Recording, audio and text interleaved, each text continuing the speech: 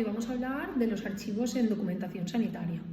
En primer lugar, vamos a pensar que la palabra archivo puede tener tres acepciones diferentes. Nos podemos referir, cuando escuchemos la palabra archivo, nos podemos referir, o se está refiriendo la gente, al conjunto de documentos que se guardan de las historias clínicas, es decir, a los papeles, al contenido documental. Pueden estar hablando bien de la institución o de la gestión de todo ese papel, la institución en sí, o bien se pueden estar refiriendo también al lugar, es decir, al lugar físico, al lugar donde se guarda toda la documentación sanitaria, todos los archivos, ¿vale?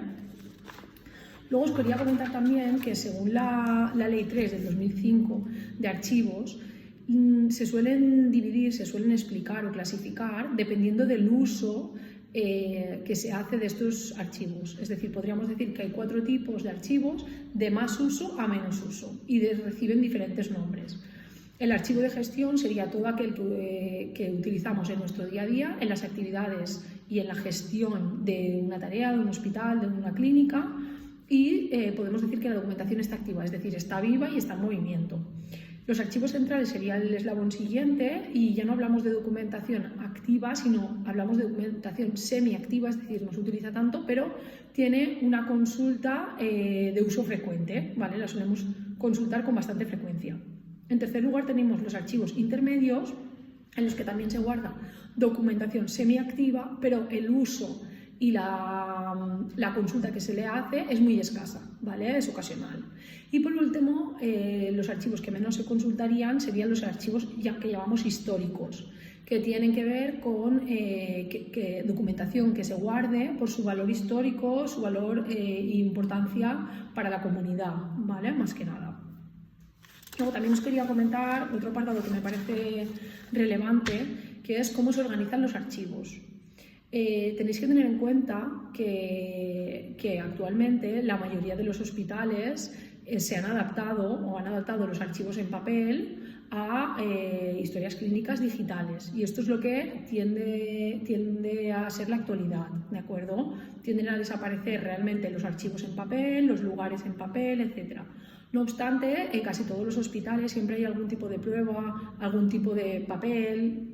Por ejemplo, estoy pensando en un documento informado para una intervención quirúrgica en la que el paciente tiene que firmar, ¿de acuerdo? Pues eso siempre se recoge en papel, se tiene que escanear y se tiene que añadir a la historia clínica digital, ¿vale? Pero quitando de algunos papeles que aún se guardan puntuales, la mayoría de los hospitales tienen ya historias clínicas digitales.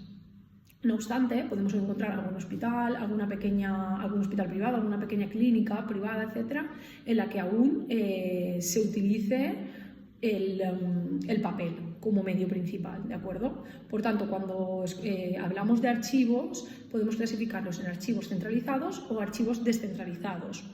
Los archivos centralizados, que son los primeros que nos ocupan, significa que hay un único lugar donde se almacenan todas las historias clínicas.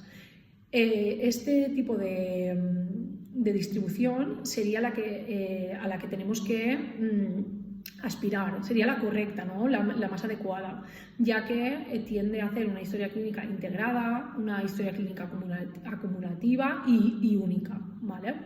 No obstante, necesitamos lugares muy grandes, ¿vale? Tiene inconvenientes, que sería que necesitamos un lugar muy grande y necesitamos ser muy rigurosos en el control tanto de salida de estas historias como de entrada.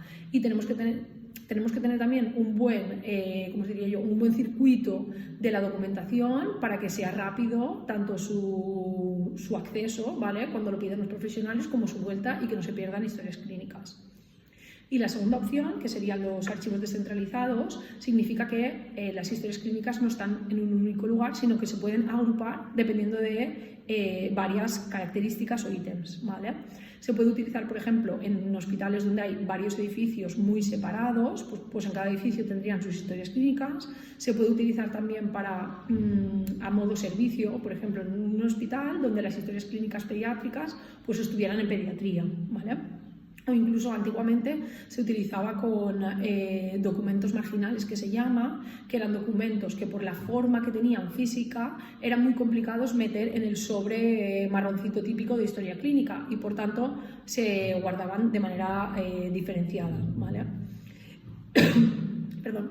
Este tipo de de organización, la descentralizada, debería tender a eliminarse y adaptar todos la centralizada, ¿vale? Pero tiene algunas ventajas, como por ejemplo que perdón, las historias clínicas están en su lugar de origen, por ejemplo, en el tema de pediatría, y por tanto a la hora de acceder pues será mucho más sencillo que tener que pues eso, pedirlas al hospital, al archivo central del hospital, ¿de acuerdo?